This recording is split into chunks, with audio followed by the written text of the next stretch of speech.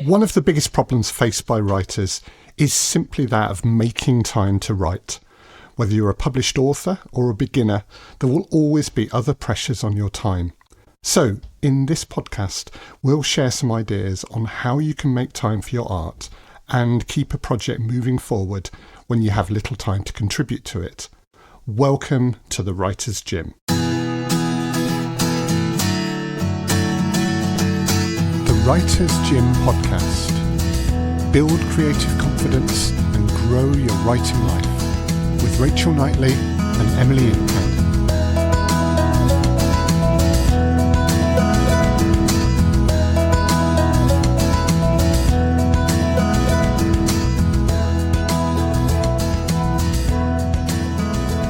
Rachel Knightley, Emily Inkpen, welcome to the Writer's Gym. Thank you, Chris Gregory. Hello. We are on location at Emily's house in Reading. You are, yes. And we've just been joking about procrastination because it takes so long to set up all the microphones and the kit. And inevitably we talk about other things while we're doing so, don't we?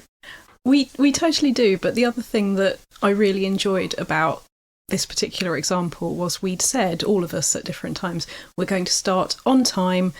This is what's going to happen at this time. This is what's going to happen at that time. It's now an hour or so after that time. And I'm so glad we did that because the amount of getting into your brain, settling where you are, meeting each other mentally, emotionally, getting on that plane of existence and dealing with various stressful things that had happened in the transport beforehand, being able to tell each other that and get there does feel a bit like what I do with myself in writing. You have a sort of circling, you have a flight plan, you know, when the planes are being held and they're circling. Yeah. And you have to situate and everything. And I think like this sort of getting into the space and getting into the headspace, what we did here is probably an elongated version of what most people do when they're writing. Elongation caused by the fact that there's three of us, not just one, but actually a certain amount of this occurs when most people say, I'm going to write now, and then they have to clear off their desktop, find a place, put the headphones on, do all of these things that allow us to start. And yeah, that's sort of what we've ended up doing here today. Absolutely. And that, listeners, is us getting our excuses in before we started. That was how the dog ate my homework. Yeah, absolutely. And I guess we all suspect that all of you listeners have probably come up with excuses like that as well. And that's really what this podcast is about. It's about making time to write, but also, I guess, about making the best use of time when we have some, isn't it? It totally is. And I guess for me, the permission and the forgiveness, depending on what's going on for you individually, you can be at one of two apparently completely different places that are actually identical. One is that there is loads of, let's call it procrastination. It's hard to get to the desk. It's hard to stay there once you're there. It's hard to feel worthy of the words that have or haven't come out. And that can be one problem. But the opposite can be true too, that there might be an awful lot going on. And I was actually just thinking about the example of James Graham did Desert Island Discs recently, and he was talking about workaholism and the time when he had 3 plays on in Covent Garden at the same time on the same street. They were actually across the road from each other. And he was saying to himself, now this is ridiculous, because it was as brilliant as it is. And as much as all of us would go, yeah, I wouldn't mind a slice of that. At the same time, it represented to him that workaholism. Now, I am not using James Graham being brilliant as an excuse to not do writing. That is not what I mean. But the way that we can have a go at ourselves, and the way that I think we do kind of have a picture in our head that there's an ideal midpoint, when actually, I guess the thing that has helped me is a little bit of mercy, that I will do a bit each day, but what that bit looks like each day will be different, and how long it takes me to get in the zone and get the coffee and get the thing done, it does change. So it's not like your pattern is going to look absolutely the same each day. And I think that there's a pressure almost with that, example that you just gave, that a proper writer is productive all the time and is doing something all the time and achieving something all the time. And it doesn't matter how many famous writers say, no, 90% of writing is staring out of the window. You always get this impression that actually they're being very self-effacing, and when they sit down, they churn out the genius.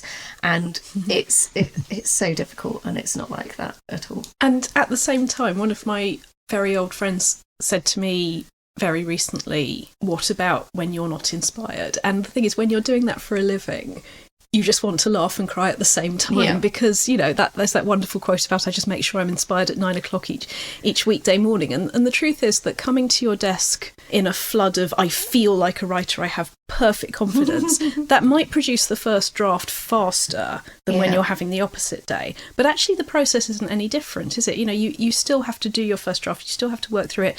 The word in my head is crafting. If I'm having a day where it's just not flowing, you know, you can call it procrastination. I know I'm going to get less out of myself, but those days are part of it. So I do more crafting, or maybe driving on manual rather than automatic. Yeah, absolutely. Yeah. And some of that does involve sitting there going, you know, and not every day is the same. No. Yeah, indeed. Absolutely. Well, and I know that you, as well as being writers, have other things going on in your lives, and you have through your That is a careers. nuisance, yes. Yes, But I mean, have there been times when finding the time to write, and I guess I mean creative writing, because I know you've both written professionally as well, but has that proved especially problematic for you?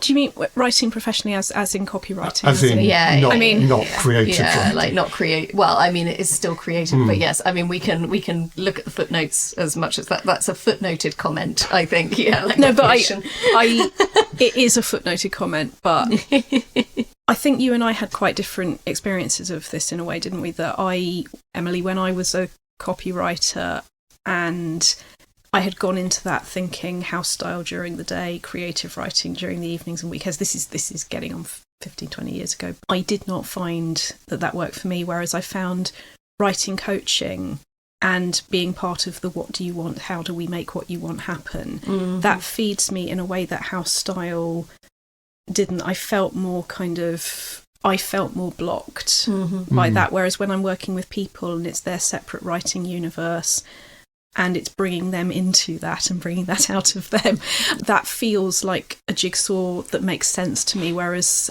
copywriting and editing full-time did not do that for me.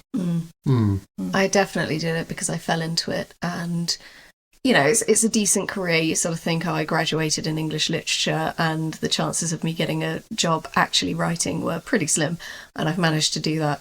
And, you know, I'm doing it. And actually, like when I was a copywriter, I spent a few years as a medical writer. It's a very different type of writing. It's very much more constrained.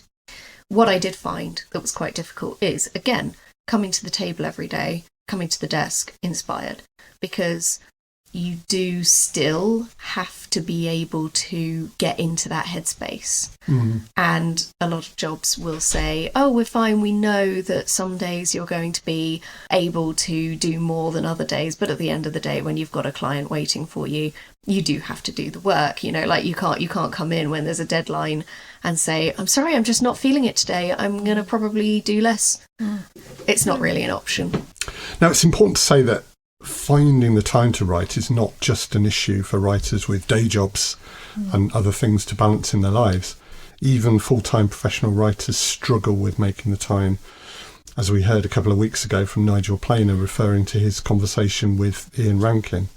So you two are now doing much more kind of creative writerly things through much more of your lives. What are the things that take time away from you, and how do you overcome them? Can I just go back to Nigel for a minute, because there was something he said that I loved hearing, because it's slightly different for me, but he talks about having this chair by his desk, and that sometimes what the subconscious needs is to go for a nap and come back and it will have done a lot or some of the work for you.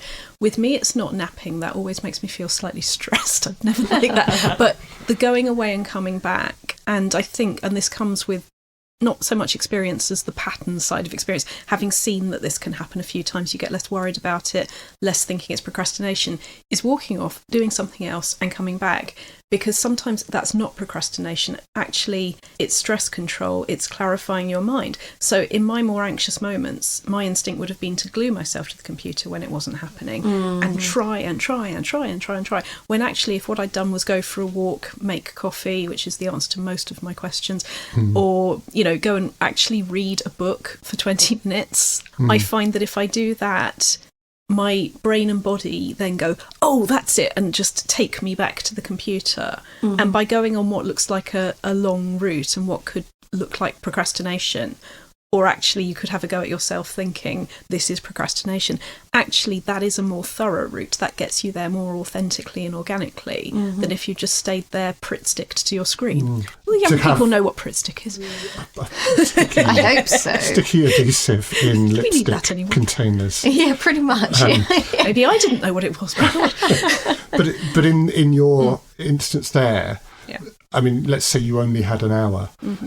Half an hour of good writing within that hour was probably be better than an hour of dithering and being sure what to do. So let's say I was in the zone, and that hour could be stuff is coming out. You don't want us to say vomit draft anymore because we freak you out too much. I've given up. Oh, good. Glad to know we won. But if I am in full flow, then that could be an hour that is really, really useful, even if eventually only a third of it gets in the final, whatever that is. You can't know that unless you've written it. So if I'm in that mood, sure, fine, absolutely. But if I'm not in that mood, if it is a case of what I feel like I can do, and this does happen quite frequently, is I can do maybe, 25 minutes or whatever of real stuff. I once had a singing teacher that talked about when I wasn't in the mood, she said, you're pretending to sing. You're going through the motions.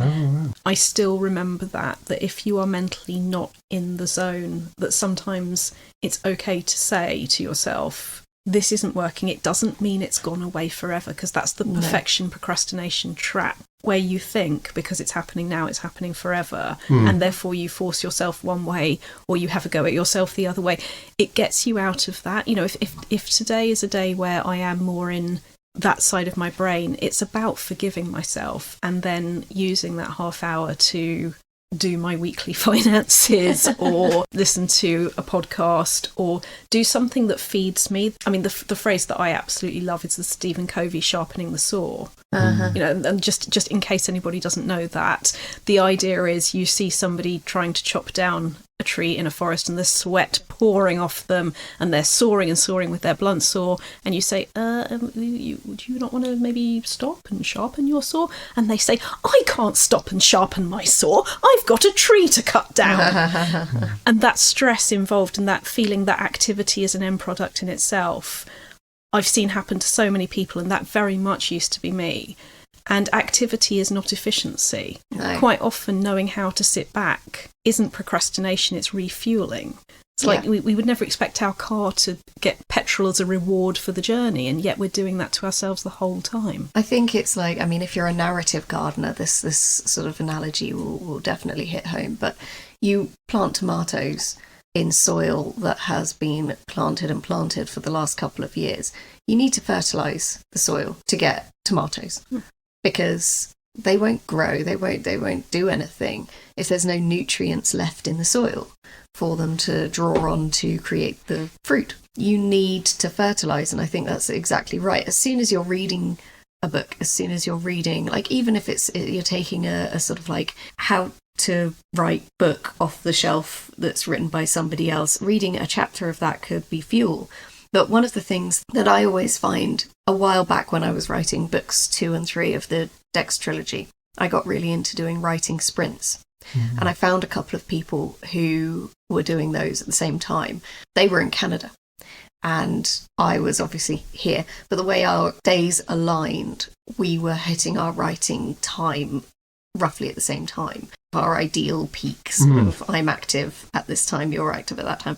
And we'd sit and it would be on video and we wouldn't talk or anything, we'd just write. Actually, I found that incredibly useful, and especially as you want balance in your life, you want to be able to do things with other people. You know, I'm married, I do want to spend time with my spouse, and it's very difficult sometimes to say, oh, I'm going to write today. and then spending a lot of time not writing and then feeling frustrated that I haven't written, and then taking that frustration into whatever I do with my spouse because I haven't done what I feel like I needed to before I stopped working to spend time with them, which isn't ideal. So doing a couple of hours of sprints let me get what I needed to do done.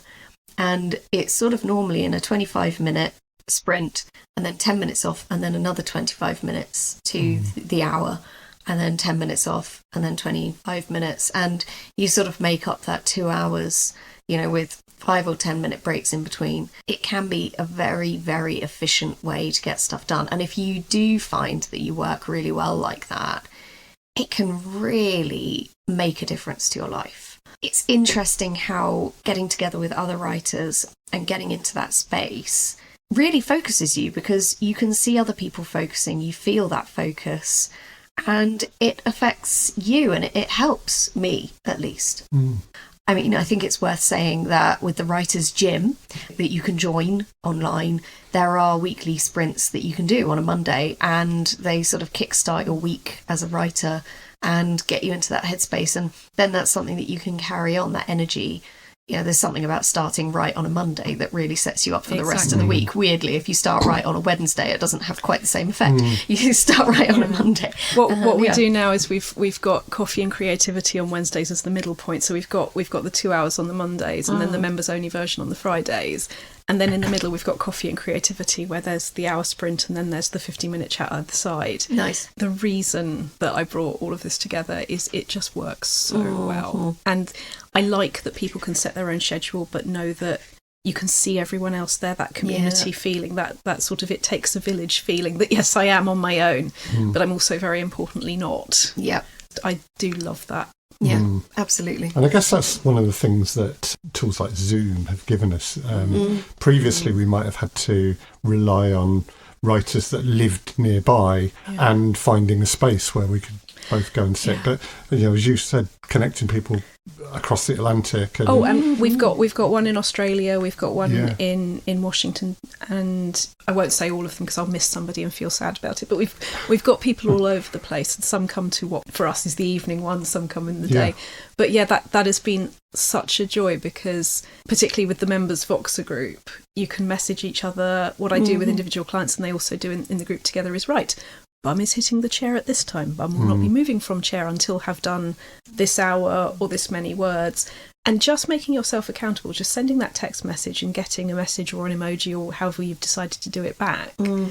You're no longer alone. This is no longer the abyss. This is time is structured. Time has genuine boundaries on it that you have chosen that work for you, and it's empowering. And a bit of peer pressure as well, presumably. The if I'm sitting on a Zoom call with 6 other people that are writing, I guess there's something about that environment, that atmosphere, that is probably more likely to make me want to write, even if I didn't really fancy it before I joined the call. I mean, we had a thing in our sprints where at the end of the sprint we'd share our word count that we'd achieved. And obviously, everybody writes differently. Some people would write 1,000 words in 25 minutes, and I would normally average about 500, like half of that. But at the same time, everybody writes very differently, and you can't compare really. But it's more about acknowledging your achievement, acknowledging that you did a thing in that 25 minutes. Nobody's judging each other. Nobody's saying, well, you need to up your pace. It's about saying, I got 500 words done that time. Yeah. And maybe I rejected 300 bad ones or something as well. You know, so. And the 10 absolutely brilliant ones that you will find that stay in there at the end could only have happened with all of that. You mentioned about actually the structuring of time, and we've talked a bit about how it feels, but in terms of what you do, I'm going to bring up the exercise at the end, so maybe I shouldn't be saying this yet because this is a little bit of a spoiler for the exercise at the end, but as spoiler-free as I can manage. The thing that works enormously for me and that I've used with a lot of clients is the magic wand. So please lift it off your desk right now and go, what do I actually want my week to look like? And if I did have 10 minutes there, that I knew it wasn't a massive writing session where I could have a go at myself for not doing something brilliant, but if I had these 10 minutes before I pick up this child, or while I'm waiting outside the swimming pool, or whatever is going on in your life, where would I put those 10 minutes? And it's amazing how those 10 minutes actually then do rock up. And the difference between something perfect that doesn't get to happen at all and something imperfect that actually does clock up is joyful. Yeah. The magic wand being metaphorical or figurative. The magic wand is both metaphorical and the most useful coaching tool on God's earth. Could it be like a stories stick we use or to a make pen? sense? No, I very deliberately use something invisible because then you've always got it with you. Nice, but we can talk about that at the end. Do you have a magic wand, Emily? Well, I mean, yes, it's mental. But what I do often when I'm sort of between things and need to jot down ideas, because sometimes, especially with audio drama writing, it's about script, it's about dialogue. So I'm having conversations in my head the entire time, even when I'm like doing tasks. And sometimes out loud when you're walking around. Right? Exactly. That's whisper not just me. conversations. No. Out loud walking around, mostly in whisper form. So I'm just walking around whispering to myself like a mad person. But then I have this sort of particular structure conversation, which I know is going to slot into the narrative somewhere. And I have to go and write it down. But if I'm on the go, I write it in a draft email on my phone. And then my draft email folder is just full of little bits of conversation and little bits of script that I can then lift and put into episodes. And they might not stay the same. Once I've written the bits around and the bits at the end, like I might edit them, but it's amazing how much goes in there that is just written in those in-between phases. I love the phone notebook for that same principle, but for me it's the phone notebook and being able to get into a this doesn't count space and then paste it into a Word document later works enormously well for me. My tool of choice is actually OneNote, which is the Microsoft tool. We'll never promote Microsoft again. But the beauty of it is it can be both something you scribble in. It's got templates for lists, tables, all sorts of things. But you can also record a voice note into it. You can also take a photo when you're out and about, and then you turn on your computer back on your desk and it's all there synced by the cloud, which is lovely. So, sitting there waiting. Yeah. And so much about being able to use the limited time we have efficiently is about the research, the gathering, the structuring, the having the notes to work from when we get that hour, isn't it? And I have to say, like, being able to start an hour with a little bit that you've already written that you then put in is so much easier, because you're like, okay, so how do I then slice this in? It becomes like a sort of exercise to kickstart your writing that day. Is, not I'm going to get 500 words down, but I've got 500 words. How do I make them fit in the rest? Yeah. And then in a sprint, I will count that 500 words because I've done them elsewhere and they are now in the book. And it works. Which shows you how important it is just to take the mental picture you have of it and realise how much of the mindset is the reality, that what you've done there is you've said this works for me, this many words count. And the thing is that we're scoring for ourselves, but that doesn't discredit it. It actually does the opposite. It shows that how you feel about your writing has a direct effect on what you do and the quality and the time that you put into it. And if you find what makes you feel good, you get better work out of yourself. Absolutely. Yep. So how much do we think then that planning and structuring is important so that we never have an hour where we sit down and think, I wonder what I'm going to do with my hour? Oh no, I make sure I have time where I don't know what I'm going to do, because okay, elaborate. Depends what else is going on work-wise. If somebody's paying me to do such and such a thing by Thursday lunchtime, then those hours get programmed in. But even when those hours are taking over, I even do that stuff better when I have regular hours where I don't know what I'm going to do. And you write yourself back into it. Once you get over the inspiration addiction, once you get over the idea that you write only when it's already arrived in your head. Now, don't get me wrong, that works for some people out there, but for everyone it actually works for, there's a bunch thinking that's what they're supposed to do to be proper writers. And they tend to not be doing a lot of writing. So there will be times when I've got an idea and I just want to explore it. Or there will be times when I had an idea last week, forgot to write it down, and if I start writing it, it'll gradually find its way back up through all of the mess of everything else that's going on in the universe and onto the page. But yeah, I absolutely make sure that I have what I call candle time, because it means going over to the sofa with the journal or the notebook and babysitting the candle, because when there's a candle there, I know I can't get up and do the washing because you've got to keep an eye on the candle. Now, the candle isn't always literal. Like the magic wand, it works just as well if it isn't there. But I do need it. And you do that, don't you, Emily? You do sort of hours on the sofa thinking about things and it comes out, doesn't it? Yeah, sometimes. Okay, so one of the things that I do is, I mean, I think we did a whole episode on music and listening to music and things, but sometimes putting the headphones on and just listening to music is incredibly inspirational. And you can really sort out scenes just by listening to the music and making them a kind of soundtrack. But one of the things that I want to sort of mention here is the vending machine of our brains, like the vending machine of my brain, for instance. The first layer of the vending machine, and I'll have ideas, and those ideas will bother me for a long time until I write them down. And as soon as I write them down, those ideas are done. They're on the page, they're sorted. The next layer of the vending machine comes forward and I can see it. And then I have to wiggle that and get it down, get all of that layer out.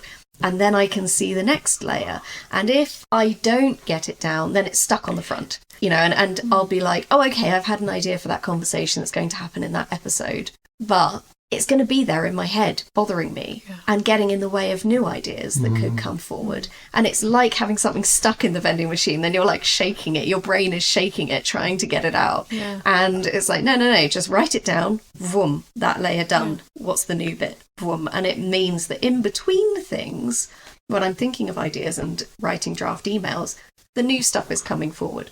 And I'm getting more done in the in-between times. It's such a beautiful image, because I think for some people there'll be something crisps and there'll be something chocolate bar, there'll be different kinds of writing going on. But overall, if you see it like that, that's fine. But if you just see it like there's one project at a time, either way, that is so true, that when you can get them out of yourself and into a notebook, you're not carrying them around in the same way. I realise we're not technically carrying a vending machine around. That may be I think I might be. Maybe we're all carrying a vending machine. We are all carrying a vending machine. See, I have vending machines for me have bad connotations, because I think there's a rule of vending machines that the more you want that bag of cheese and onion crisps, the more it's likely to be the bag of cheese and onion crisps that kind of teeters on the edge and doesn't quite drop down. Yeah. So, although that do does like work, though, as an idea thing, that when you are very, very involved in an idea, I'm not saying this is how physical vending machines work, although it can blooming well feel like it. But if you really want it to come out and you're thinking about how great it'll be when it comes out, that will feel like that thing getting stuck. And maybe we should just order the Mars bar for now. Well, the thing is, some people do. Some people go and order something different. But what I would say do is keep writing that bag of crisps and don't think that something imperfect landing in your notebook is not having that. Get the thing you want. You can edit the bag of crisps into that's just not even better. No, suddenly we've lost the metaphor. Other snacks are available. And I'm thinking about food now. Yes, yeah. You can also get bananas and apples out of these machines. So if you are now hungry, it's Chris's fault. And Inkpen, you started this. So I'm going to move on now, because I think we ought to think about some positive things about time and often our lack of it. Are there, do we think, any positives about having a small amount of time? I mean, Emily, you've mentioned your writing sprints, but is there something about just having an hour that makes us use that hour more efficiently than we would 1 hour in a block of 5 that we have? Can I tell you a really efficient way of summoning writer's block? A really efficient way of summoning writer's block is to take a year off work. Or book a really expensive hotel somewhere beautiful. Yeah. And say, I will write the whole time. Yeah. And think that the world will supply that for you. Whereas, as the great Ben Folds has made us aware, everywhere I go, damn, there I am. Yeah. So it's not to say don't book writing holidays. For God's sake, book writing holidays. But empty time and the pressure you put on yourself is a surefire way of summoning all the writer's block you can find. I'm not saying you won't get anything done, but I am saying, yes, Chris, I believe there are very, very good things about having the odd hour here and there. Yeah. Like the, oh, what the hell, I'll just do a bit of writing. How bad can it be? Oh, well, it's quite bad, but I can make it better because guess what? It exists. The pressure cooker analogy works here because, on the daily, you want to be letting off a little bit of steam, or like on the regular, not necessarily on the daily, but depending on how you work and how your pressure cooker works, you got to be letting off steam in order to not go insane. Yep. If you think to yourself, I've got a week here, you're likely to think, I won't do anything on the daily because I'm saving it all up, right? Now, a pressure cooker can explode with quite a lot of violence. Now, if your pressure cooker explodes in that time, you're going to spend that week off doing DIY, repairing the damage of the pressure cooker exploding. You're not going to be getting decent work done. This analogy sort of like, I don't know if you're getting this sort of... It's brought to you by IKEA, I am. Yes, yeah. I do love a well-stretched analogy. Yeah, but it's the way You're in the right place. I always think of myself as the writing pressure cooker, right? But I do know that this mentality is sort of like, oh, well, I'm going to be writing then, so I won't write now. And then you get to then, and everything else needs doing. Because you've kind of thought, oh, I'll do that then. I'll do this then. I'll have a productive week, so I'll do all of these things then. And there is no then with a writing, just do it now. Just do it now. Just do it when you can. Yeah. Paul McCartney's father had that as a phrase, do it now. That was a phrase he grew up with. And DIN, do it now. And I love that. I knew about it as a kid because I was a Beatles fan from the age of 10. I just thought they were the most wonderful thing that had ever happened. And still will say that. But yeah, the idea that if it's worth doing, then it's worth doing. Not just thinking about, not just leaving in that. And that's something as a musician, but also as a business person, as somebody who knew how to be nice to people and get the job done. I admire him as a writer because, not just because I admire him as a writer, but because I admire him about making the world help you do the thing, not by waiting for the world to tell you it's okay to do it, but by thinking of the ways that are going to work for you and making it happen. I think a lot of people think, oh God, we've all been at that party where somebody says, what do? And you say, I'm a writer. And they say, oh, I'm going to write a book when I have time. Or I'm going to write a book. I wish I had time to write a book. Or I'm going to write a book when I retire. Those classic statements. Yeah. And it's like, no, if you were going to write a book, you'd write a book. Because nobody has time to write a book. Nobody has the time to sit down. Nobody's thinking, I'm at a loose end, I will now write a novel. It's not the case. If you are writing, you want to write the book. Yeah. With that, I have just put on my shelf behind me at home this gorgeous little tin I got off Etsy with there will be time for 100 visions and revisions, the proofrock. And I did not see that as a quote about procrastination at all. I saw it as the opposite. I saw it as it's not about doing something brilliant and immediate. It's about doing something because there will be time to make it better and better. And then when I looked on Etsy at what I just bought, they actually described that as the procrastination quote. And for me, that was the opposite. And I was writing about time a lot on Substack because my own sort of psychotherapeutic and coaching journey was all about relationship with time.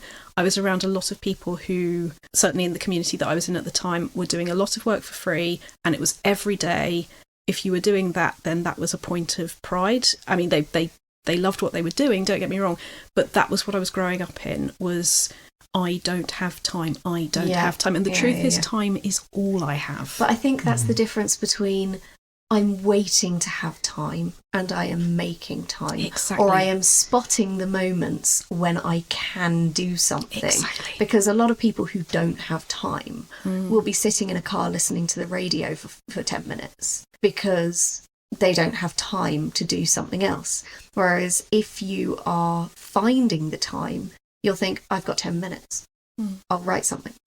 And it's viewing that 10 minutes differently. Thinking creatively about what you're doing with your life, with what is available. Exactly. And never just waiting for it to be self-evident. Presented to you as, I now have time. Yes. Yeah. Time is arriving on a winged chariot. Exactly. Yeah. We're coming towards the end of this episode. I want to just do a couple of quick fire potential problems of having limited time to write. And one of them, I guess, is that, let's assume that your project, let's assume it's a novel. How do you ensure consistency and continuity when you only have little snatched bits of time here and there when you're working on a long project like that? Over the period of the last best part of 10 years, I have been moving my life through very small, authentic steps towards having writing time in the mornings. And my working life and my personal life are better if I'm writing than if I'm not. I mean, I was saying before, you get better Rachel for your money if I'm writing than if I'm not. I'm going to be doing all of the things I do better. So I have learned to know that I'm investing in everybody else when I do that. So the emotional part of that is helped by that. And really, for me, that's what it's all about, is finding what works for you, not your idealised form of what works for you or your idealised view of what would work for a writer and what being a writer looks like, but what actually gets you writing. And then slowly, not all at once, by experimenting, making that jigsaw fit is a big thing. I mean, Emily, your project is and has been bigger than most. Dex, creating a whole IP across trilogy multiple, and audio drama series, increasingly and inaccurately also a game named now as well. So narrative game. What's the secret then to consistency, so that your character isn't a hermit one minute and going to discos the next? What's the secret? I mean, a hermit can go to discos; they won't necessarily challenge enjoy accepted. Yes, exactly. I think the difference, really bad example. I think that it's about. I mean, my characters exist in my head as human beings, and that helps. They are wherever they are themselves, and knowing them. But that comes from having the conversations in my head constantly when I'm doing the washing up or when I'm going for my walk in the morning, when I'm listening to music and choosing the music that I know I associate with the book that I'm writing with those characters. All of that in-between stuff means that it's so much easier to just settle into them as characters. And all of my stuff is character driven. So as long as I know them and as long as I'm keeping up with them in the in-between stages, I can settle into them wherever I am. And I think that's how I do it. I've never really thought about that before, but that is how I do it, I think. In the shower. I have a lot of conversations in the shower. Yeah. Rachel, you alluded a moment ago to being a morning writer. Emily, I know that late nights are good times for you to write. Yes. What is it about those kind of bookends of the day, as it were, that make good writing times for different sorts of people? I just find that my creative brain falls off. I mean, I'll get into sort of second wind later in the day, but for whatever reason, that is what my brain does. And I'm not avoiding the question in saying this, but I would, for myself, for anybody struggling to find the time, I prioritise the question, what works? Because if you get too deeply into why, I'm not saying it's not interesting because it's fascinating, but it can take you away from making the habits fit your life. So that is the health warning I will stick on this. Or by going, it just kind of is, really. I think you can train yourself to a degree. Like, you can get into a rhythm. It's like some people really like the sort of routine of, I will get up at 6 o'clock in the morning and I will write between 6:30 and 7:30 and then I will get ready for work and blah, blah, blah. I am much more of because my brain sort of kicks in around 2 or 3 in the afternoon, weirdly. Like, I am very much a PM person. And as a result, I can do my best writing between 10 and 1 o'clock in the morning. That's my sort of natural writing time. And it's very frustrating that the world doesn't allow people to do that. I heard a thing that was like back in the day when people were, hunter-gathering, or people who live in tribes. Night owls are just put on night watch. Yeah. And, there's work to be done in the tribe at night time, just as there is during the day. And people just settle into their natural rhythm. We are these days definitely... we're 9 to 5 people, aren't we? Yeah, and we have to be. It's, it's definitely set up for the morning people, and you're seen as more productive if you are a morning person. Almost more virtuous. Yes, exactly. And there's a lot of virtue signalling if you do start things very early. And I am much the opposite. I am very late. On the other end of that, I would argue there is, I don't know if it's virtue signalling precisely, but it's certainly coolness virtue signalling. That if you're a late night person, then you're just cooler. But the thing that always stuck with me was Lisa Jewell in her completely no nonsense, extremely successful way going, look guys, my children get dropped off at school at this time, I have to pick them up at this time. That is how I write this many novels, because she's not giving herself any extra time that she doesn't have. She just doesn't have it in those ways, and it's a good way in, because it removes the perfectionism procrastination spinning coin, because that's what we're all in the end trying to step around. Yeah. And finally, I think that there is the thing about distraction, isn't there? And maybe early in the morning and late at night, there are fewer distractions available to us. But if a woman is to write, she needs a room of one's own.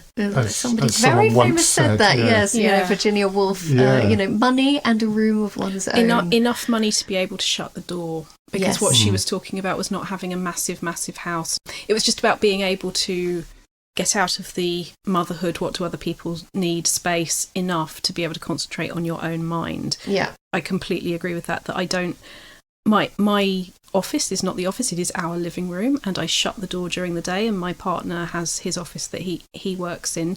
And yes, there's luck. If you want to say we're lucky, we're lucky. If you want to say we've worked really, really hard to work out what works for us and to make it work, this did not land magically. And it's hard. So the room of one's own, it can be a cupboard, God knows we'd rather it wasn't, and a window is helpful and things like that. But finding the permission to be not selfish in the way that word gets used, but to know what you need and to know that it's up to you to make it happen. Is where that magic wand comes in. I was reading a sort of account of a very famous writer who had a deadline but was also pregnant and having a baby, and 6 months after the baby was born, she handed the toddler and the baby over to her husband and just said, right, they're yours for the next 3 months because I've got a book to write.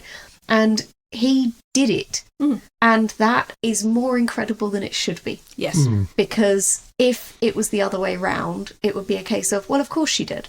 She's the mother. And, that's her job, to support the husband in doing what he needs to do and supporting his goals. It happened the other way around. And he was like, that's absolutely fine. You've got to write. You've got a deadline. And I'm the father. I'm equally responsible for these children. I will make sure they're going to school on time. I will make sure they're picked up. I will make sure that everything's, fine.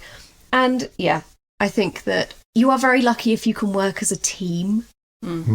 But there is something incredible about being able to work as a team that allows you to do so much more. And God bless the shut door. Absolutely. Indeed. So, Rachel. Hello. Do you have, shall we say, a bit more about our exercise for today? So, I'm going to call this a creative I dare you. Humour me. If you don't think it's going to work, that's fine. If you don't think I understand how busy you are, that's also fine. My creative I dare you is this. Look at a week of your life. If you have a diary, look at it. If you have a blank piece of paper, draw it.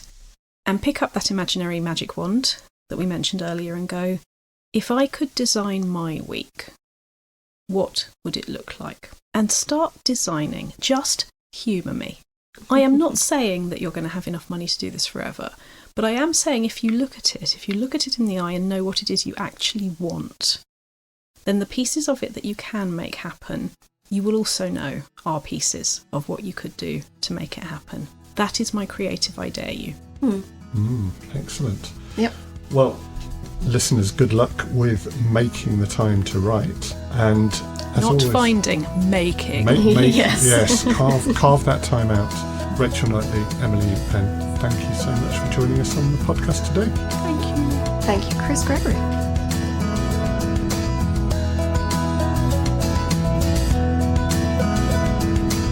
Thank you for listening to the Writer's Gym podcast with Rachel Knightley, Emily Inkpen, and me, Chris Gregory. If you'd like to learn more about Rachel and the Writers' Gym, please go to rachelknightley.com. To find out more about Emily, please go to emilyinkpen.com. And for Chris, go to alternativestories.com. We'll print all these links and more in the show notes for this podcast. The Writers' Gym podcast is an Alternative Stories 2024 production for the Writers' Gym. Production, sound design and editing were by me, Chris Gregory.